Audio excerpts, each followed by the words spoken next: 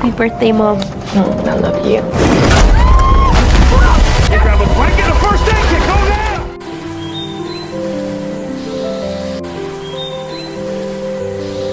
Cerita dimulai dengan diperlihatkannya seorang wanita bernama Alma yang baru saja pulang bekerja. Sesampainya di rumah, ia dikejutkan oleh kehadiran putri sematawayangnya, Rose. Alma kemudian memberitahu bahwa pada ulang tahunnya besok, pacarnya mengajak mereka berdua berlayar menggunakan kapal pesiar miliknya. Keesokan harinya, mereka pun bersiap untuk berangkat. Sebenarnya Rose kurang menyukai pacar baru ibunya. Namun demi kebahagiaan sang ibu, Rose tetap ikut berlayar. What do you like so much about this guy? Setibanya di pelabuhan, Alma langsung menemui kekasihnya yang bernama Derek. Derek menjelaskan bahwa perjalanan ini akan berlangsung selama 2 hari. Alma terlihat sangat senang meskipun jalur yang akan mereka lalui dikenal rawan badai. Tak lama kemudian, Derek akhirnya bertemu langsung dengan Rose dan berusaha bersikap ramah. Setelah saling menyapa, perjalanan pun dimulai. Di tengah perjalanan, Rose merasa sangat bosan karena ponselnya tidak mendapatkan sinyal. Derek kemudian memanggil Rose untuk naik ke atas kapal dan memintanya mengambil tali di gudang. Saat turun ke gudang, Rose menemukan selembar kertas yang tampak seperti rencana kejutan ulang tahun untuk Alma.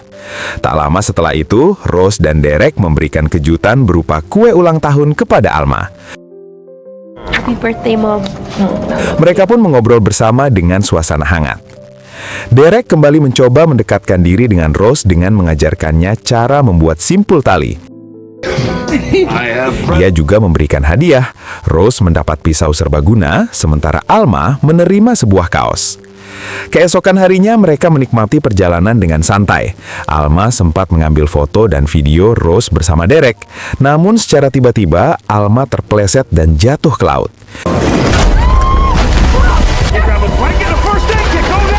Derek segera mengemparkan pelampung, sementara Rose diminta mengambil selimut dan kotak P3K di gudang. Tanpa sengaja, Rose menemukan sebuah senjata api. Beruntung, Alma berhasil diselamatkan dan naik kembali ke kapal. Ia meminta maaf karena ponselnya terjatuh ke laut. Tak lama kemudian, cuaca mulai memburuk dan mereka pun berlindung di dalam kapal. Derek menjelaskan bahwa di kapal terdapat 1 skoci, 3 pelampung, dan perlengkapan keselamatan lainnya. Alma sempat panik dan ingin kembali ke pelabuhan, namun Rose menenangkannya. Untungnya, malam itu berlalu tanpa kejadian buruk. Pada malam hari, Rose sulit tidur karena mendengar suara dari luar kapal. Saat mengintip, ternyata itu hanya suara ibunya dan Derek yang sedang berolahraga malam.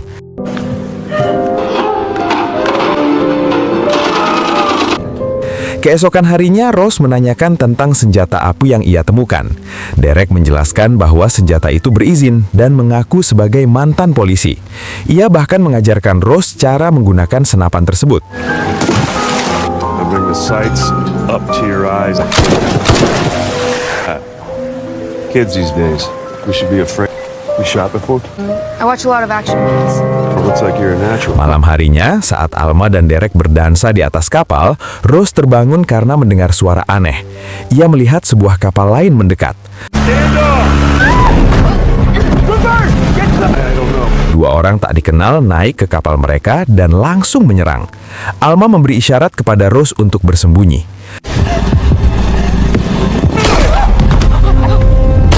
Check the front cabin. I'll look back here. Tragisnya, Alma tewas terbunuh, sementara Derek ditembak dan terjatuh ke laut. Para penjahat membakar kapal sebelum pergi tanpa menyadari keberadaan Rose. Rose berusaha memadamkan api. Saat naik ke atas, ia menemukan ibunya telah meninggal dunia.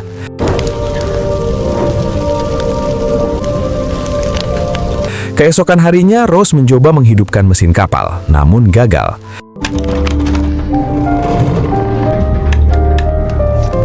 Ia membungkus jasad ibunya dan mengikatnya agar tidak jatuh ke laut.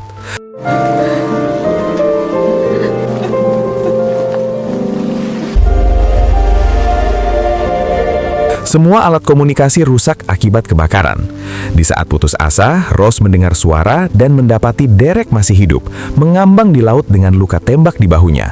Ross berhasil menyelamatkannya. Derek mengatakan bahwa alat pemancar SOS sudah lama rusak dan meminta Ross memasang layar cadangan. Ross melakukannya seorang diri. Malam harinya, ia menemukan kebocoran pada kapal dan menambalnya. Keesokan hari, Ross mendengar Derek berteriak kesakitan dan membantunya membersihkan luka. Namun kecurigaan mulai muncul ketika Ross secara tak sengaja menemukan foto Derek bersama pria-pria yang menyerang kapal mereka. Ross pun mengikat Derek, namun Derek berhasil meloloskan diri. Ia berdalih bahwa mereka harus segera mencari pulau karena kapal tidak akan bertahan lama. Mereka menyadari bahwa kapal mengarah ke wilayah Bermuda. Meski begitu, mereka bekerja sama memperbaiki mesin.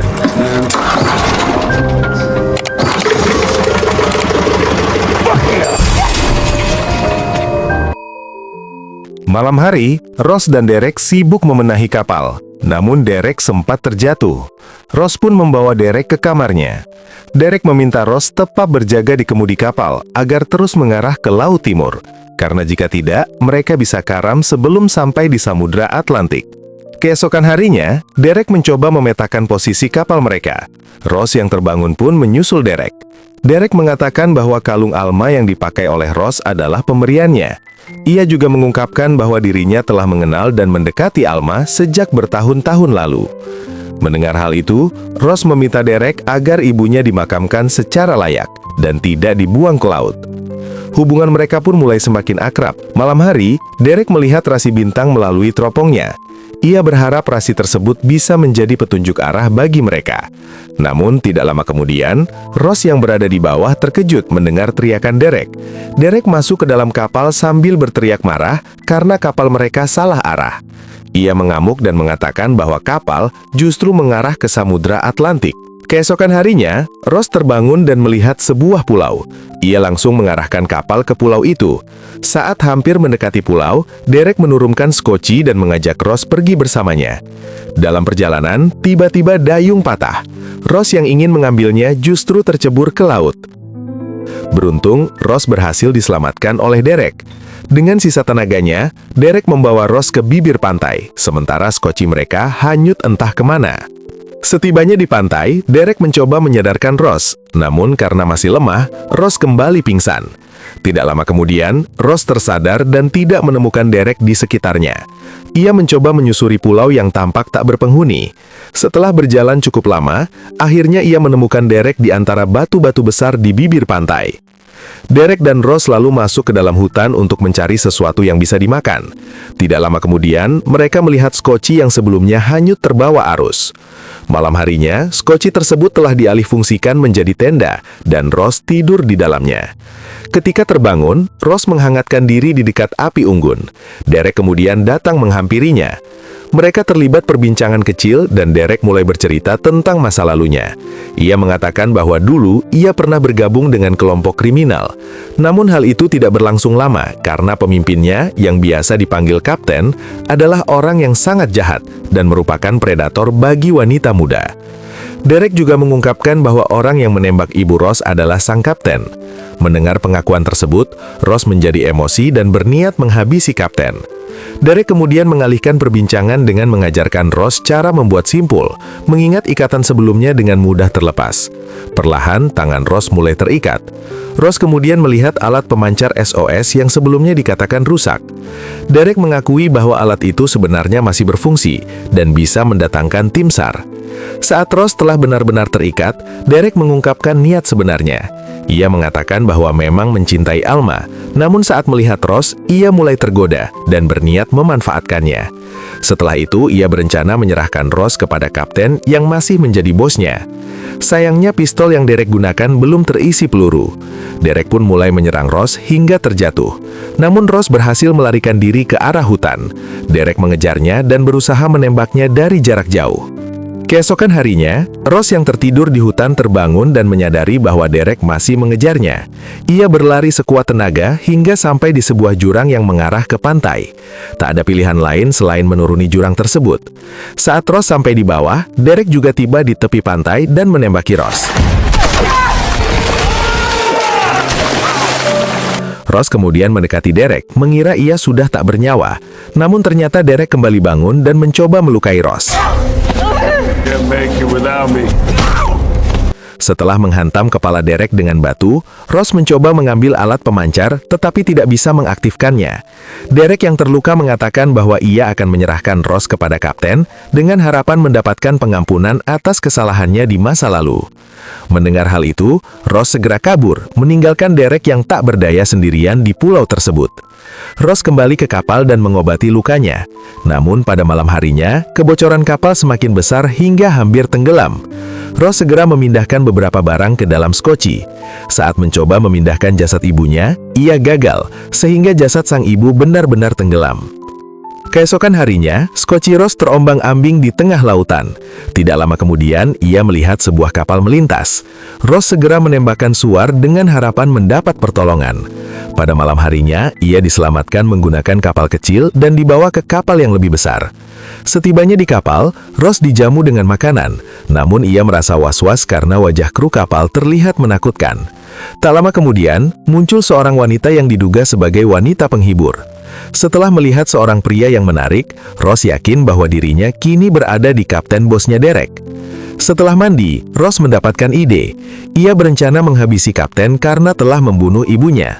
Ross lalu berdandan dan mengenakan pakaian seksi, kemudian masuk ke ruangan kapten. Di sana ia mengajak kapten berbincang tentang cara mengoperasikan kapal.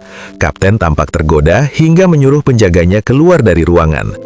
Ross berpura-pura meminta obat untuk lukanya. Saat kapten mengambil obat, Ross memukulnya dari belakang hingga kapten tewas. Lalu Ross melarikan diri. Anak buah kapten baru menyadari bahwa Ross adalah tawanan Derek dan segera mencarinya ke seluruh kapal. Ross yang bersembunyi tanpa sengaja masuk ke sebuah kamar yang berisi wanita penghibur tadi. Ross menanyakan letak ruang senjata. Wanita tersebut memberikan petunjuk, namun mengatakan bahwa ia tidak bisa membantu lebih jauh. Dari sinilah Ross menyadari bahwa kapal tersebut menyekap banyak perempuan. Setibanya di ruang mesin, Ross berhasil menemukan senjata, namun salah satu anak buah kapten mengetahuinya. Hey, where you are?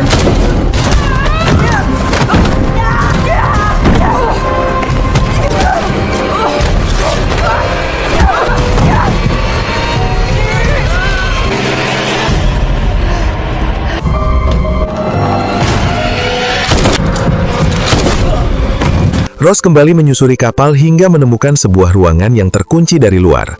Saat dibuka, ternyata ruangan itu berisi para perempuan muda yang disekap. The gun. Drop it. I'm not afraid. Beruntung salah satu wanita berhasil melumpuhkan penjaga. Namun dari arah lain muncul anak buah kapten yang menembak pistol. Ross berhasil menembak balik hingga pria tersebut tewas. Setelah menghabisi kapten dan anak buahnya, Ross merasa lega karena kapten dan anak buahnya telah dihabisi. Ia meminta para perempuan menyalakan radio dan meminta bantuan.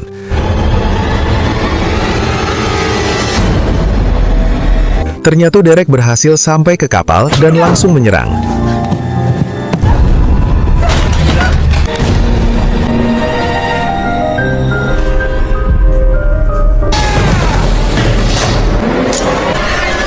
Namun akhirnya, Ross berhasil menghabisi Derek dengan menusukkan pistol ke dadanya. Seorang wanita yang sebelumnya membantu Ross membawa Ross ke bagian atas kapal. Di sana semua perempuan yang disekap telah berkumpul. Mereka merasa sangat bahagia saat melihat cahaya kota dari kejauhan. Tanda bahwa sebentar lagi mereka akan berlabuh. Cerita pun beralih ke kantor polisi. Ross dimintai keterangan terkait pelayarannya. Dari pihak kepolisian, Ross mendapatkan informasi bahwa perempuan-perempuan yang bersamanya telah dikembalikan kepada keluarga masing-masing. Polisi kemudian menawarkan untuk mengantarkan Ross pulang. Awalnya Ross merasa tak punya apa-apa dan siapa-siapa. Namun polisi itu mengatakan bahwa Ross harus tetap melanjutkan hidupnya. Dan film pun selesai. Terima kasih sudah menonton dan jangan lupa memberikan like, share, dan subscribe. Sampai jumpa di video berikutnya.